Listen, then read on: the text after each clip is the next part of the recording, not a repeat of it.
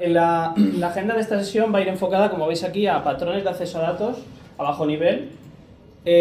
Vamos a hablar, centrándonos exclusivamente después de ello, a Entity Framework, ¿vale? Una tecnología que últimamente está en auge.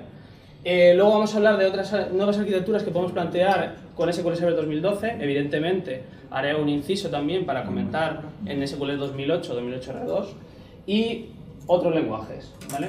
Hablaremos de cómo acceder desde otros lenguajes a SQL Server de una manera pues, más o menos eficiente, o discutiremos un poco de qué vías tenemos y qué es lo que ocurre cuando se usan esas vías. Entonces, pues vamos a empezar directamente hablando de patrones que tenemos de acceso a datos. Desde nuestro punto de vista, a la hora de generar aplicaciones, podemos utilizar varias estrategias a la hora de acceder a SQL Server. Dependiendo de cada una de esas estrategias, vamos a tener una serie de beneficios, desventajas, que debemos de conocer previamente para saber a qué atenernos en un futuro cuando nuestra aplicación llegue a producción. Porque del hecho de elegir correctamente va a depender el éxito de nuestra aplicación cuando hablamos en términos de escalabilidad. Por ejemplo, tipologías de acceso a datos, podemos elegir o trabajar en modo cursor o trabajar en modo conjunto. Es decir, nosotros podemos definirnos que nuestra aplicación o partes de nuestra aplicación por comodidad o por lo que queráis pensar, ¿vale? Me da igual. Trabajar en modo cursor, es decir, lanzar un proceso iterativo que vaya generándonos nuestro conjunto de resultados a partir de un cursor, bien sea desde la aplicación cliente, bien sea desde la aplicación de base de datos, el procedimiento almacenado que genera un cursor, o podemos pensar y plantearnos soluciones que pasen por conjunto, es decir, que lancen consultas más o menos complicadas, que nos cueste más o menos pensar en esa solución y que al final nos dé un resultado de conjunto sin lugar de pasar por un cursor. Otra opción podría ser pensar patrones de bajo nivel dinámicos, es decir, que mi aplicación genere código Transact SQL que lo mande al servidor y el servidor pues obviamente le produzca una respuesta desde dos puntos de vista, o que se genere al vuelo en plan ad hoc, o que nuestra aplicación genere al vuelo esa consulta pero que la parametrice. ¿Qué implicaciones tiene cualquiera de esas dos vías? Que podemos utilizar cualquiera de las dos, pero ¿qué implicaciones tiene? Y otra opción sería utilizar procedimientos almacenados, es decir, que mi aplicación realmente no conozca cómo acceder a la base de datos en sí para obtener la información, sino que sea una petición a un procedimiento almacenado, a un objeto, a una función, y que esa función tenga la lógica de recuperación de información, ¿vale? ¿Qué beneficios o qué inconvenientes puede tener esto? Y luego, desde el punto de vista de la arquitectura, podemos pensar en aplicaciones conectadas y desconectadas. Cuando digo conectadas y desconectadas me refiero, obviamente, para acceder a la base de datos necesitas conexión. Pero un modelo desconectado podría ser un modelo en el cual tú te conectas única y exclusivamente para recuperar una mínima porción de información, trabajar en modo desconectado generando esos datos o modificando esos datos sin acceso a la base de datos para nada, y luego que haya un botón de salvar donde tú le das y todos esos cambios se vuelcan de golpe contra la aplicación de base de datos, ¿vale? Contra vuestra base de datos. Entonces es una estrategia diferente a que tu aplicación esté constantemente con una conexión abierta y que cada operación de modificación de un registro directamente produzca un update que se lance contra la base de datos, ¿vale? Son dos estrategias diferentes, ¿vale? Y luego en cuanto a modelo de desarrollo, dos opciones más que son o modelo manual, es decir, que tú te generas tu Transact SQL, bien en procedimientos almacenados, bien que tu aplicación genere Transact SQL, o que tu aplicación utilice los modelos ORM, ¿vale? Que vamos a ver, como por ejemplo el Entity Framework, que vamos a ver en detalle, para generar, ¿vale? ¿Qué pasa con cualquiera de esas dos opciones? Entonces, empezamos hablando de cursores. ¿Qué pasa si utilizamos cursores en nuestras aplicaciones? Bueno, pues utilizar cursores, aparte de que yo soy de la Liga Anticursores, ¿vale? El único cursor bueno es el cursor muerto. Aparte de eso, que veremos el porqué, veremos un ejemplo donde se va a ver por qué pasa eso y por qué soy de esa liga, y espero que vosotros me sigáis. Bueno, el típico problema del cursor es que suele ser relativamente para un desarrollador como tal, desarrollador de aplicación, ¿vale? Que se dedica a hacer pues, código.net para su aplicación de escritorio, suele ser relativamente fácil programar porque él está acostumbrado a generar sus algoritmos, él está acostumbrado a diseñar su aplicación y generar el algoritmo de acceso a datos a su lista, por ejemplo. Entonces suele ser muy fácil el que para él desarrollar un cursor. Y también, por desgracia, puede ser en determinados lenguajes, como por ejemplo Visual Basic, puede ser relativamente sencillo, sin saberlo, caer en la trampa de utilizar un cursor para acceder a SQL Server, ¿vale? Todo esto tiene una implicación. La implicación suele ser, pues desde el punto de vista del rendimiento, funciona en un único core en SQL Server. Es decir, si programamos en un procedimiento almacenado un cursor, al final nos puede llegar a saturar un único hilo, que es un core. Ese cursor es un típico problema que ocurre, que ese mismo cursor se lanza 8 veces, tenemos 8 procesadores y tenemos los 8 procesadores al 100%. ¿Vale? Ese es un escenario bastante común y problemático a la hora de trabajar con cursores. ¿Vale? Generan malos planes de ejecución, mala eficiencia, demás. Aparte de eso, si tu aplicación utiliza cursores, se generan muchos viajes de ida y vuelta. Es decir, cada petición de fila suele ser una petición a SQL Server, eso genera un tráfico de red, pero además ese tráfico de red viaja por la red y produce que en SQL Server se realice una petición de recursos. Es decir, en lugar de devolverte todos los datos de golpe, tú le estás pidiendo fila a fila. ¿Vale? Es un ejemplo. Vamos a ver ahora un ejemplo. Fila a fila. Entonces eso produce una sobrecarga de recursos a nivel de entrada-salida de discos, de mala gestión de memoria RAM, sobrecostes de CPU porque tiene que procesar más consultas. Es decir, se van acumulando. Y además el código espagueti, bastante común. Sobre todo cuando vemos un procedimiento almacenado que utiliza cursores, está lleno de códigos bastante amplios para hacer consultas que luego tú realmente te paras a verlo y a lo mejor estás haciendo una Excel muy simple. Pero pues el desarrollador le ha venido bien hacer un cursor pues porque le resulta más sencillo hacer un filtro previo en no sé qué tabla, porque luego, por lo que sea, me da igual. El caso es que acabas teniendo un código espagueti inmanejable, que a lo mejor cuando tú lo estás programando pues te resulta cómodo, pero dentro de 6 meses ni siquiera tú que has hecho ese código te acuerdas de lo que hace y te tienes que sentar 5 o 10 minutos para hacerlo. ¿Vale? Rendimientos, ahí digo 100.000 veces, vamos a ver un ejemplo de ello. ¿Vale? Otra opción que tenemos es utilizar consultas ad hoc, es decir, que mi aplicación o un procedimiento almacenado genere una consulta TransactSQL al vuelo, una serie de parámetros, ¿vale? Típico formulario de búsqueda donde le pone el usuario, pues nombre, apellidos, tal. Le da un botón de petición, ¿no? El botón de la lupita ¿no? Le das al botón y te genera pues una cosa como esta, ¿vale? Select name, bueno, esto es una tontería, pero en fin, select, te la genera, el caso es que te la genera al vuelo así tal cual lo veis, ¿no? Entonces, problemas que tiene este tipo de soluciones, aparte de las que supongo que os imaginaréis, y si no, pues bueno, la vamos a ver en la demo, que es que se genera al vuelo la consulta, SQL Server no tiene un plan de ejecución válido para esa consulta y probablemente vaya a generar uno nuevo en función de una serie de cosas que ahora comentaré. Aparte de todo eso, también tiene una serie de problemas de seguridad debidos a que, por ejemplo, si tú permites que tus aplicaciones se puedan conectar y generar consultas contra cualquier tabla, estás permitiendo que cualquier usuario pueda lanzar cualquier operación contra cualquier tabla. Si tú no dejas esa opción, si tú vas utilizando otros patrones que ahora veremos, limitas un poco el alcance de problemas de seguridad. Es decir, si tu aplicación no es capaz de generar una consulta que lance contra SQL Server, no vas a tener problemas pues, de este estilo. ¿Qué ocurre si en este caso concreto la variable esta pues fuera cierro porcentaje, coma, punto y coma, select colamundo?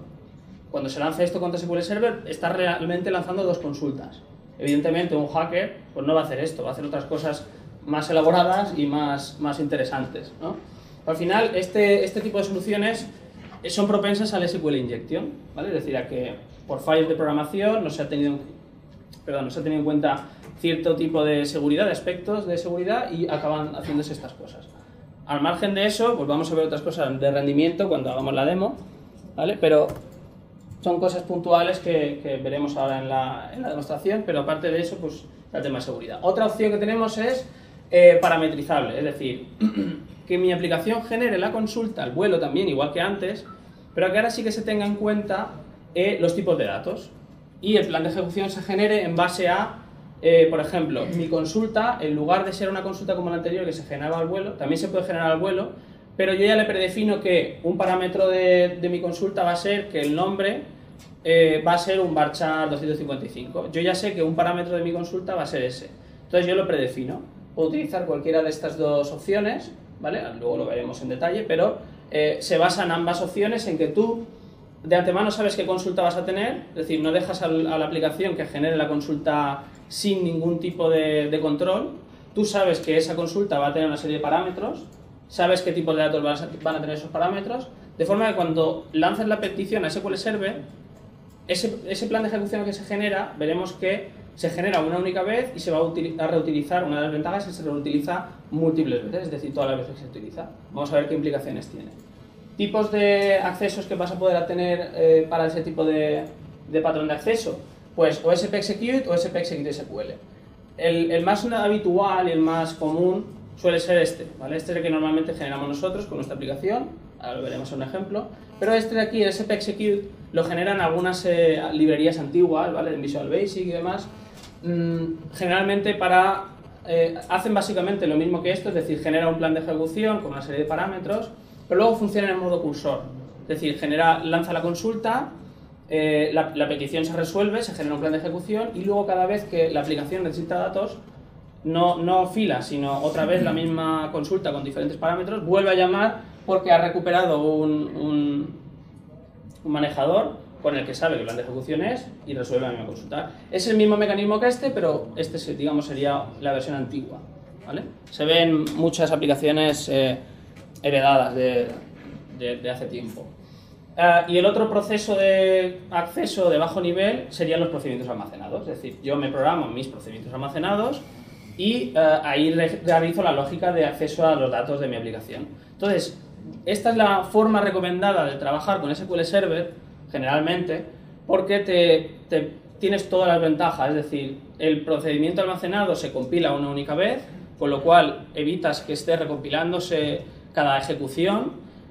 Facilitas el desarrollo integrado entre los entre los desarrolladores de base de datos y los desarrolladores de aplicación. El desarrollador de la aplicación tiene el conocimiento de cómo desarrollar correctamente aplicaciones eficientes y el desarrollador de base de datos sabe cómo desarrollar consultas TransactSQL eficientes. Con lo cual, se mejora el desarrollo de ambos flecos de tu aplicación eficientemente si tienes equipos para ello. Además, se minimizan los problemas de seguridad porque tú estás permitiendo únicamente que aquellos parámetros de entrada que están soportados para esa petición concreta sean los parámetros que se van a utilizar, ¿vale? O sea, el SQL Injection se minimiza. Obviamente, esto no te imposibilita que tú hagas un procedimiento almacenado que acabe lanzando una consulta ad hoc que está generando. Obviamente, eso no estamos hablando de ese caso, ¿vale? Porque tú puedes programar un procedimiento almacenado que te genere una consulta ad hoc y acabes teniendo el mismo problema que antes. No es a lo que me refiero, ¿vale? Y mejora el uso de los recursos porque se hace una única petición, te devuelve todos los datos de golpe, obviamente si no has hecho ningún cursor ni demás, ¿vale? 4 vías diferentes para acceder a SQL Server. Entonces, ahora vamos a hacer una pequeña demostración de qué ventajas e inconvenientes tenemos qué ventajas e inconvenientes tenemos de acceso a datos utilizando cualquiera de estas vías, ¿no? Para que veamos un poco a qué nos podemos atener si realizamos vale. Si realizamos, ¿se ve bien? Se ve un poco turbio, ¿no? Pues mira a ver que se ve turbio. Ahí. Se lee bien, pequeñito, se ve pequeñito lo de atrás. La de scroll. ¿Así mejor?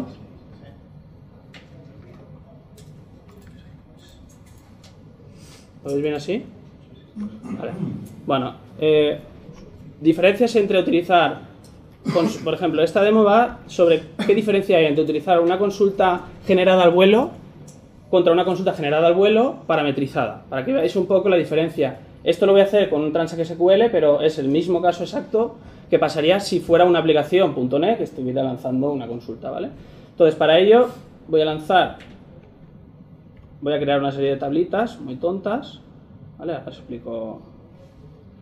2 tablitas, maestro y detalle. Voy a insertar una serie de datos. Es muy simple, ¿vale? He creado 2 tablas. Los datos dan igual. El caso es que tengo 2 tablas, maestro y detalle, ¿vale? Una clave a maestro, ¿vale? Y un detalle. Nada, 3 campos, 2 tonterías. Entonces vamos a ver qué pasa. Voy a vaciar la caché de procedimientos. Esto obviamente no hay que hacerlo nunca en producción, porque vacía la caché de procedimientos y, en fin, se tiene que recompilar todos los procedimientos almacenados y más. Vale, lo que voy a hacer es lo siguiente. Voy a lanzar una consulta, que es esta que tenéis aquí. A ver. muy sencilla, como veis. Select from maestro, inner join detalle, las engancho, las cruzo por id maestro y fk maestro, y le digo que el id maestro pues es @p1. Y ese @p1 pues va a ir cambiando, como veis aquí abajo, ¿vale? Va a ir cambiando en función de un valor.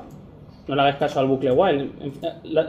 El resultado de esto es que van a realizarse 50.000 ejecuciones de esta consulta. Eso es lo que te iba a decir yo. Cuando estás hablando de cursores, ¿estás hablando de cursores Cursor.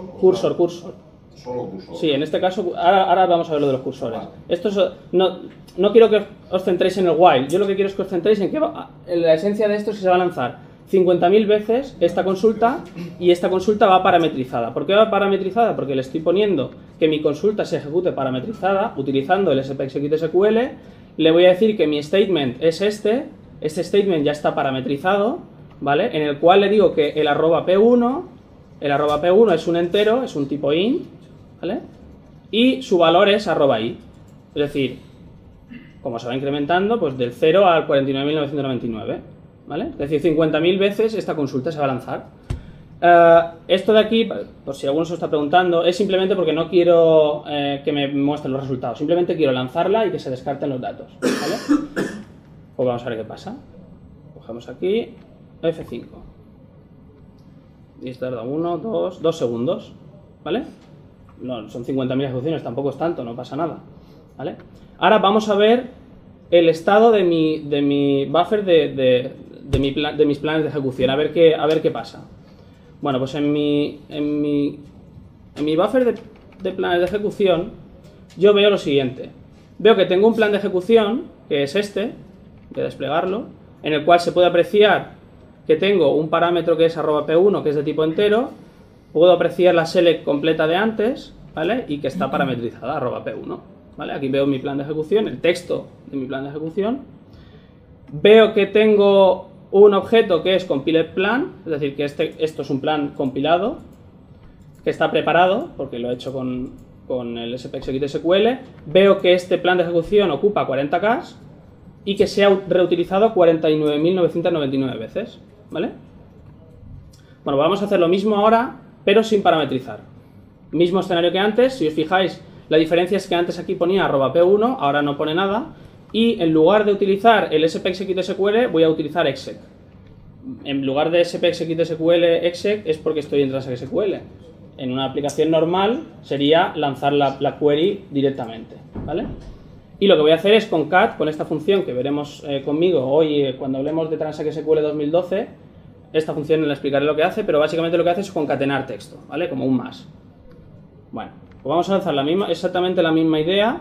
Lanzamos el plan de ejecución. Voy a vaciar la caché de procedimientos, como antes, para que no haya trampas. Y voy a lanzar la misma consulta. F5. Voy a aprovechar para que veáis esto. 4 segundos, 5 segundos. Fijaos en la memoria RAM. La misma consulta que antes, ¿vale? Vamos por 12 segundos, 13. La misma consulta tonta de antes. Sigue ejecutándose. Fijaos que no estoy haciendo trampa, es la misma de antes. Select, @a igual a 1, from maestro y maestro. La diferencia es que ahora la consulta se está generando y se está lanzando directamente al vuelo, ¿vale? Sigue ejecutándose. 6, 17. Voy a pararlo. Yo creo que ya es suficiente. Se ve que hay una pérdida de rendimiento. ¿Pero por qué es esa pérdida de rendimiento? Bueno, pues vamos a ver ahora el buffer de planes de ejecución. 5.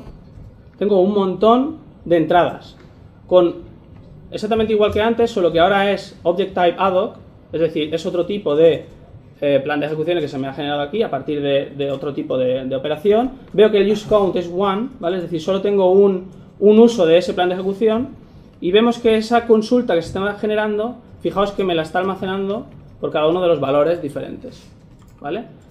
Muy bien. ¿Eso en qué se traduce realmente? Bueno, pues para que nos hagamos un poco la idea de en qué se traduce esto, lo he parado, no sé ni cuántas llevaba ya. Ah, bueno, sí, 24.000, la mitad. Lo he parado con 24.000, ¿vale? Bueno, pues para que nos hagamos un poco la idea de cuánto ocupa esto, 24.000, es decir, la mitad es 0,79 gigabytes. Es decir, tengo casi 1 giga de datos, casi 1 giga de planes de ejecución utilizados en 50.000 consultas, que no es nada, si lo pensáis fríamente, 50.000 consultas, ¿qué es? No es nada.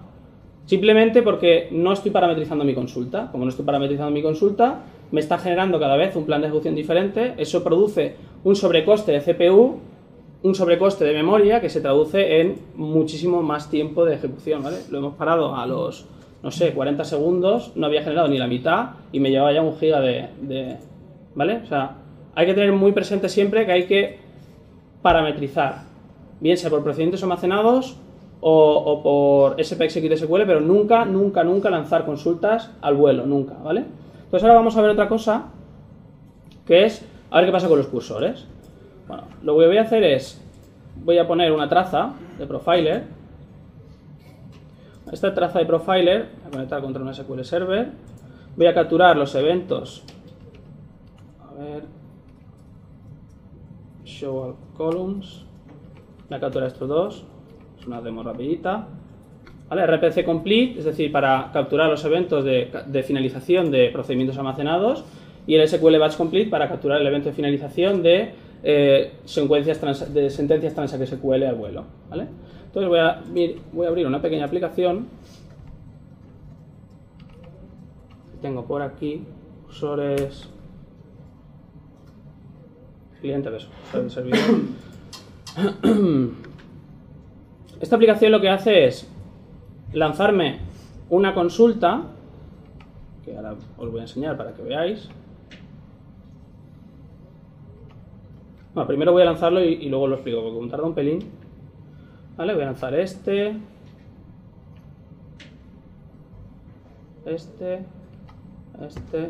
por ejemplo, ¿vale? Entonces, ¿qué es lo que hace esta aplicación? Esta aplicación lo que me va a hacer es lanzarme la misma consulta, ¿vale? Que es esta de aquí.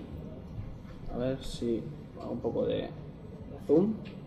Es decir, select, es una consulta simple, select sales order ID, order date, from sales order header, where year igual, es una consulta normal y corriente, ¿vale? No es una cosa rara. Es la misma todas las veces, lo único que cambia es la forma en la que se ha ejecutado.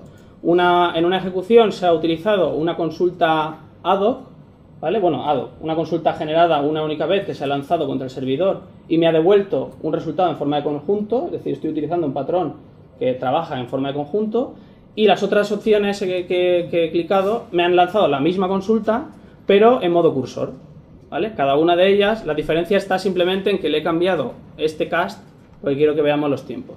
No sé si me habrá acabado ya. Voy a darle aquí. A ver si acaba. Bueno, la diferencia de los tiempos se ven, ¿no? Bueno, yo creo que ya está, ¿vale? Vemos que esta ejecución ha tardado 2 segundos. Esta ejecución corresponde con la ejecución de un transact en modo conjunto, es decir, lanzas una consulta, obtienes el resultado directamente y lo muestras. Punto y final. Este es el resultado de utilizar un cursor de servidor de tipo KSet, que ha tardado 8 segundos con 46. Cursor de servidor de tipo KSet es que genera un cursor con claves, las mete en TenDB y tira de ahí después las peticiones que haces, ¿vale? Cursor de servidor static es otro cursor en el cual te permite, es parecido al anterior, solo que en este caso te genera todas las filas de tu cursor en TenDB, no te permite ver el escenario de otros clientes modificando datos o filas de la consulta producida por esta select, es decir, otro tipo de cursor, pero básicamente similar al anterior, pero con más coste, y el cursor dynamic es ya el acabose, que te permite incluso ir hacia adelante, atrás, ver modificaciones de otros clientes y demás. Bueno, da igual. El caso es que esto ha generado 4 consultas, una ad hoc y 3 en tipo cursor. Y a ver esto en qué se traduce, ¿vale? Bueno, pues se traduce en lo siguiente. Tengo aquí mi profiler y veo un montón de entradas, ¿vale? 48.000 de hecho. Aquí salen 48.000. Bueno, voy a guardar, voy a parar esta traza, voy a salvarla, save as, trace file, vengo a, no sé, 12, submit, voy a ponerlo en C, ppdd, y aquí lo voy a llamar submit, ¿vale? Me almaceno esta traza y ahora voy a procesarla porque quiero que veáis los costes que lleva cada uno de esos patrones de acceso. ¿Vale? Con esta aplicación que hemos desarrollado en SolidQ podemos submit. Podemos analizar ese ficherito de traza. Le voy a decir aquí el servidor, local, SQL 2012, modo high.